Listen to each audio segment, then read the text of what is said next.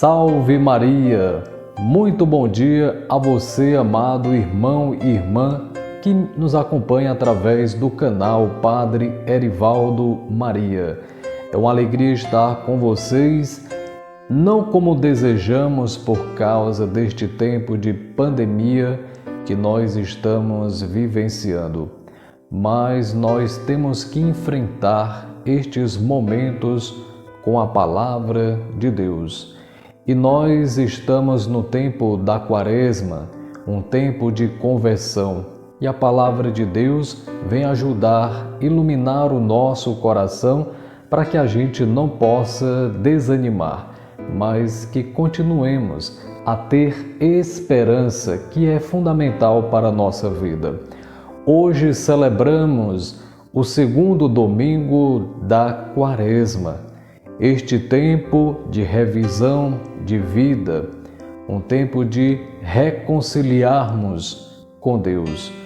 Estamos nos preparando para a Páscoa e para isto temos um tempo propício, oportuno, para que a gente possa vivenciar bem este tempo da Quaresma, que é, na verdade, uma oportunidade que nós temos de crescermos na graça de Deus, mediante os exercícios espirituais que nós vamos fazendo ao longo desta nossa caminhada com Cristo, que nos ajudam também a confrontar com a nossa realidade, com a nossa própria vida.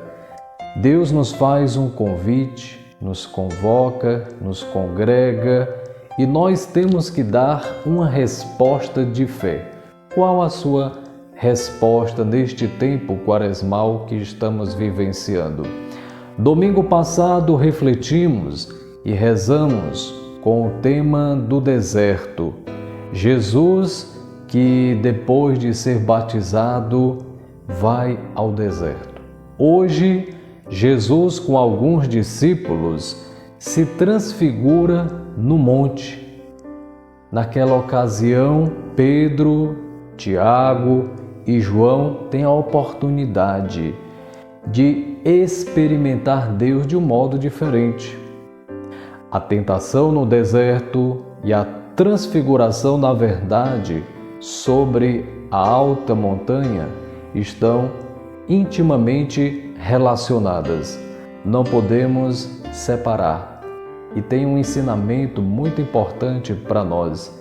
Queremos falar de forma breve, mas dizer que ali revela quem é Jesus na montanha, a qual a sua missão e as consequências de sua fidelidade ao projeto do Pai. E os discípulos, alguns, repito, têm a oportunidade de experimentar naquela ocasião a ação de Deus também na sua vida.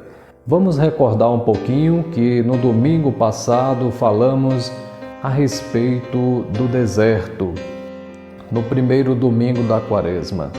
Jesus é tentado a desistir de sua missão.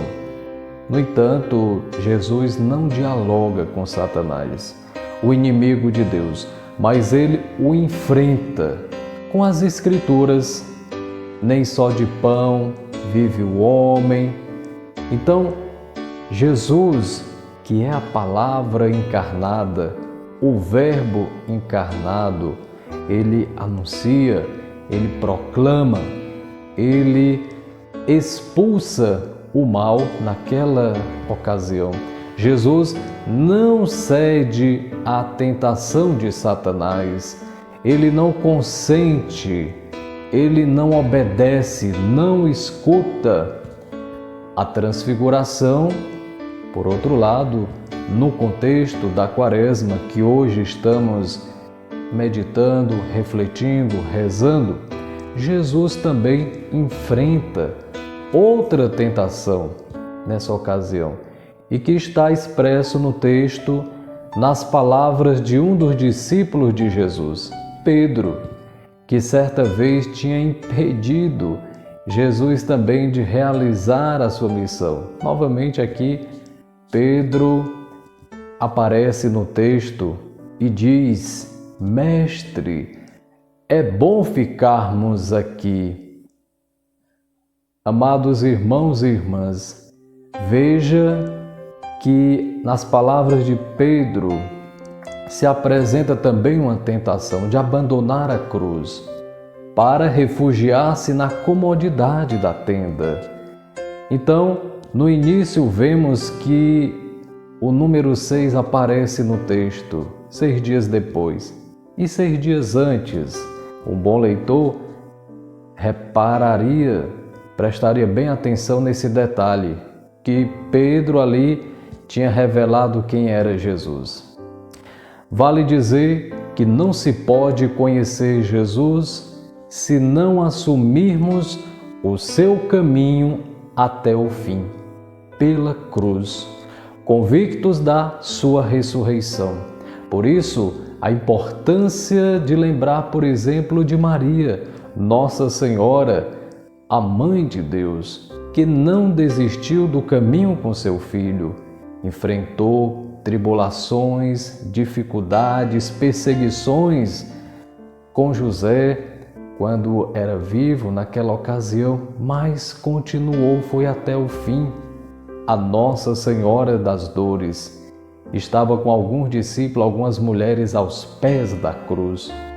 Na cruz, ali, João, o discípulo amado, Maria, que não desistiu, mas sofreu ao ver o seu filho sendo crucificado e morto, como qualquer mãe sentiria a dor por ver ali o seu filho sendo maltratado.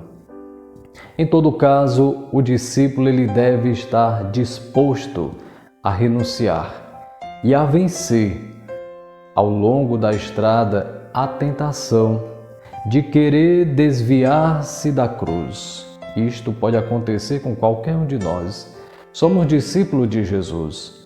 Se aconteceu com o Mestre, que dirá conosco, sobretudo neste tempo de tribulações que estamos vivenciando? E nesse momento temos um ensinamento fundamental que Jesus quer transmitir a cada um de nós através da narração do evangelista nesse momento. Por isso é importante ver nestes detalhes que Deus quer me falar através da sua palavra. Veja que tanto o diabo como Pedro propõem a Jesus um messianismo de glórias humanas, de triunfalismo, sem sofrimento, sem cruz, sem dor. Olha a tentação novamente apresentando-se neste período quaresmal, neste segundo domingo. Por isso que não há domingo da ressurreição sem a sexta-feira da paixão.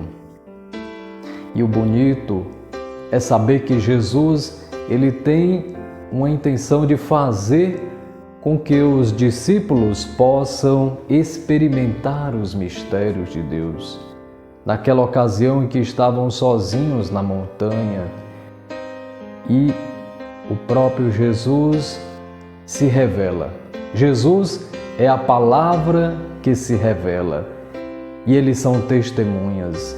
Os 3 discípulos que ali se apresentam, que estão com Jesus na montanha, veem claramente a narração que o evangelista escreveu, que lemos, falando inclusive a respeito de Elias e Moisés, que aparecem ao lado de Jesus.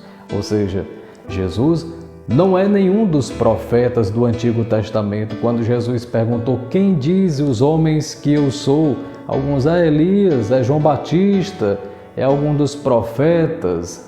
Não é isso? Por isso que lemos o Novo Testamento à luz do Antigo Testamento.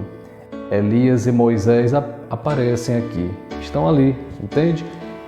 Eles são distintos de Jesus. Ali há prova de que Jesus não é nenhum desses do Antigo Testamento que falaram a respeito dele. Jesus se revela.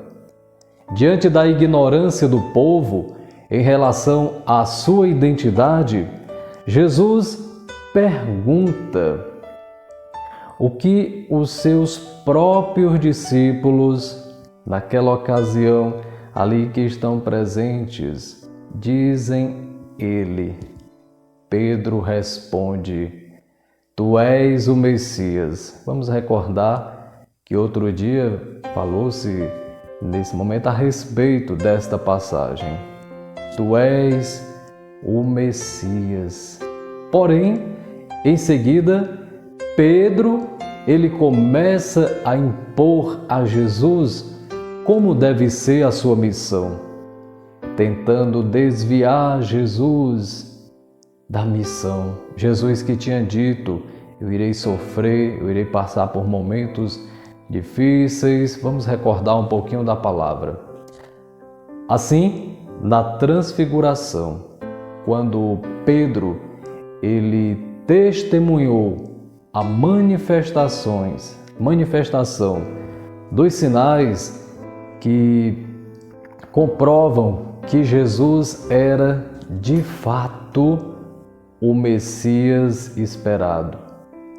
Não como eles desejavam, o povo daquela época, o Messias que ele reconheceu, porque Pedro ali viu a mudança, as vestes de Jesus, suas vestes tornaram-se resplandecentes, extremamente brancas, que nenhuma lavandeira seria capaz de deixar assim tão alvo, né? Tão reluzente. E também Pedro quis impor a Jesus o modo de ser Messias, querendo impedir Jesus de seguir a sua missão, o projeto salvífico do Pai. E também aqui, Mestre, é bom estarmos aqui. Nestas palavras de Pedro também aparece a tentação de querer permanecer na glória.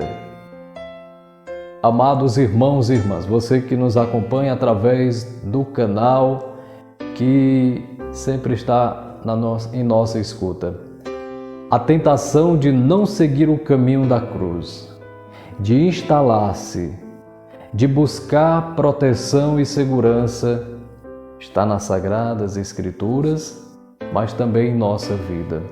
Se aconteceu com Jesus, também pode acontecer com qualquer um de nós. A tentação se apresenta a qualquer pessoa, ao padre, a você que é leigo, religioso, religiosa, não importa. Por isso Jesus nos ensinou no Pai Nosso: não nos deixeis cair em tentação, porque ela se apresenta. Nesse momento em que se apresenta uma tentação a Jesus, é o Pai que, através da sua palavra, desperta Pedro e os outros dois, Tiago e João, da sua alienação. Ouvi-o, diz a palavra. Então, Marcos 9, no versículo 7, diz: Este é o meu filho amado, escutai o que ele diz. Ouvi-o. Portanto, sem ouvir o que diz o filho, não se saberá quem ele é.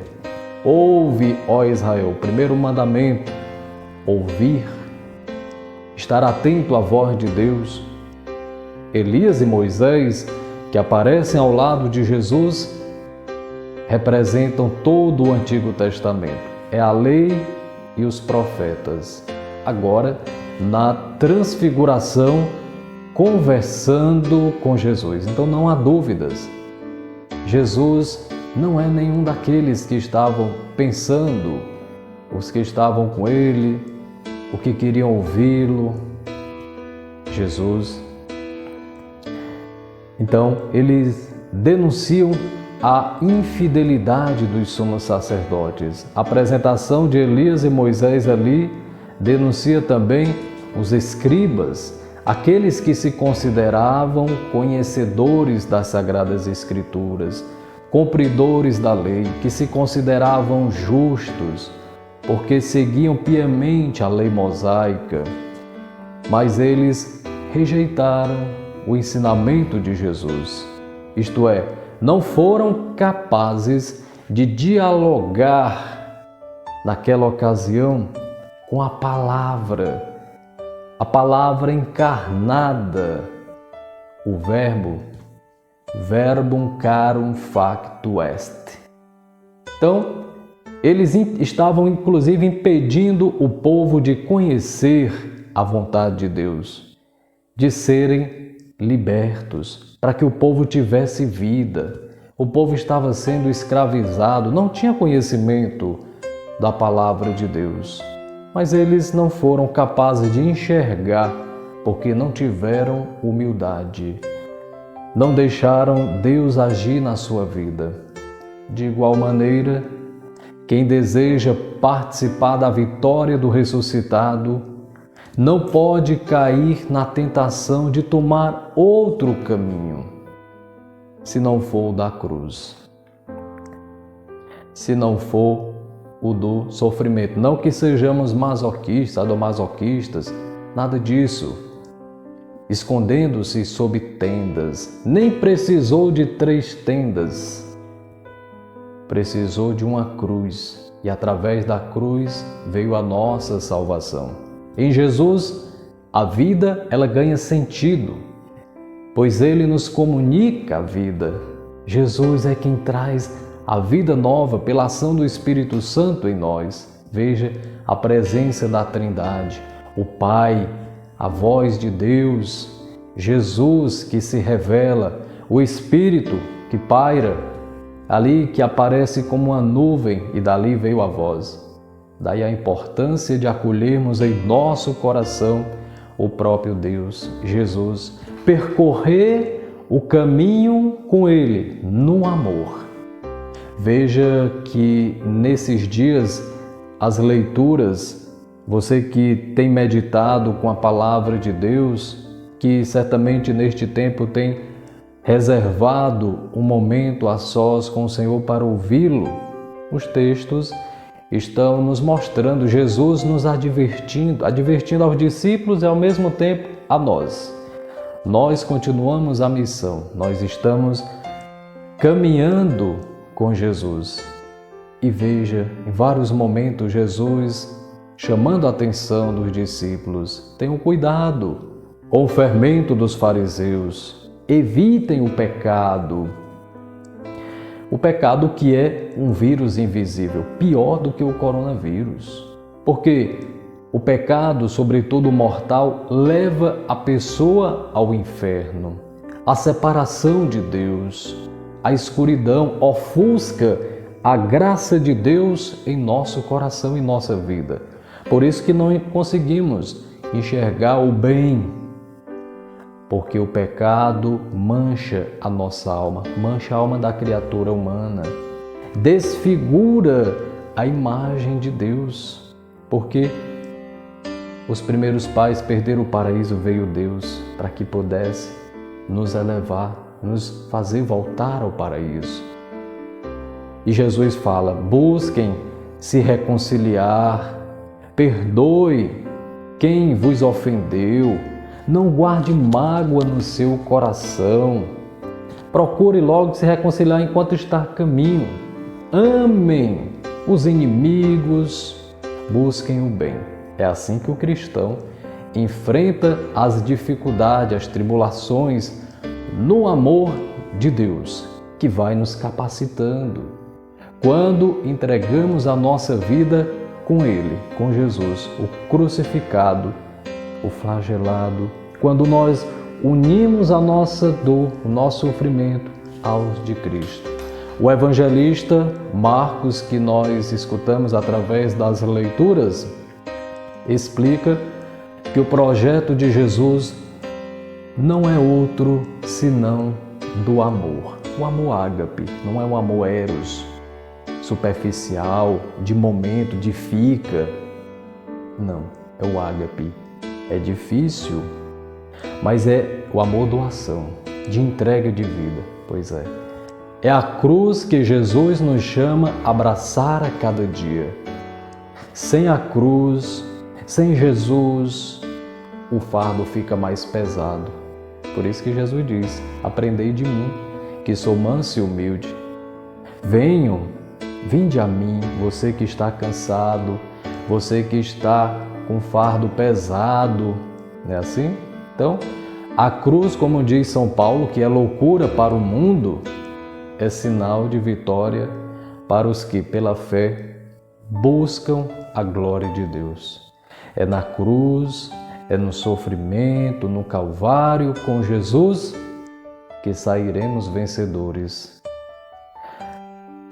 Então, é preciso estar atento à voz de Deus.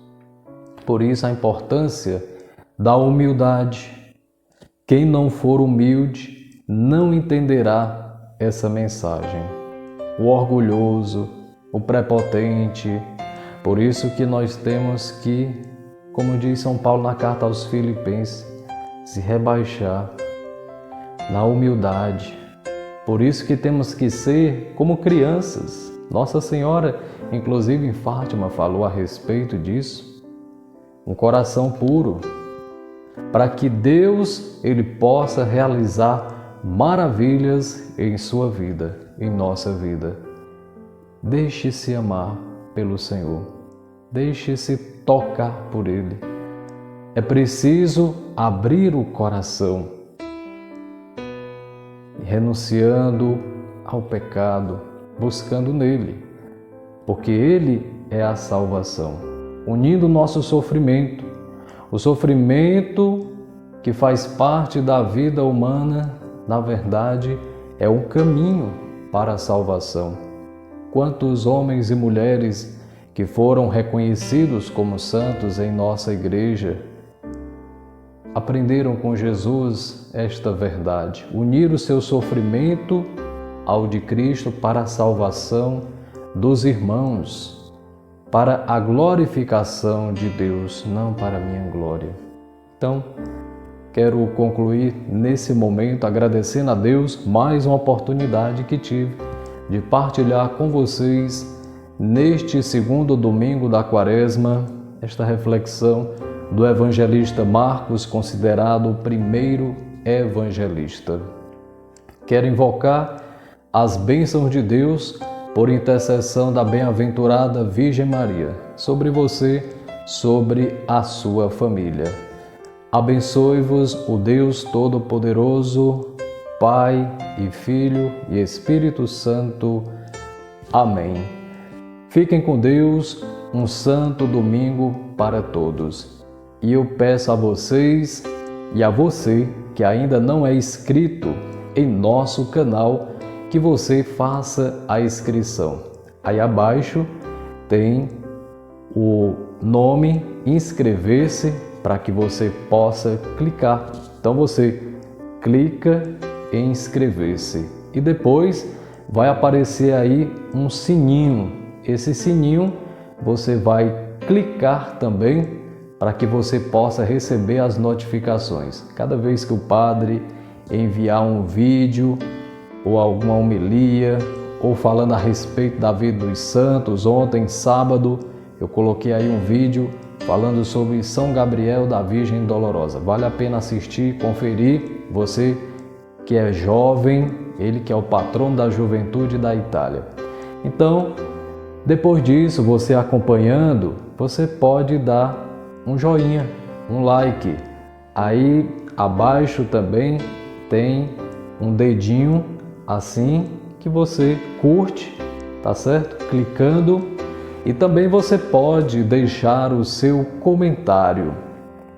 Participar conosco também do Telegram, tem um link, depois você pode conferir aí abaixo do Telegram, para que você possa entrar em nosso canal, receber também alguma informação, alguma formação, algum assunto interessante que o Padre vai apresentando para você. Fiquem com Deus e até uma outra oportunidade, se Deus quiser. Salve Maria!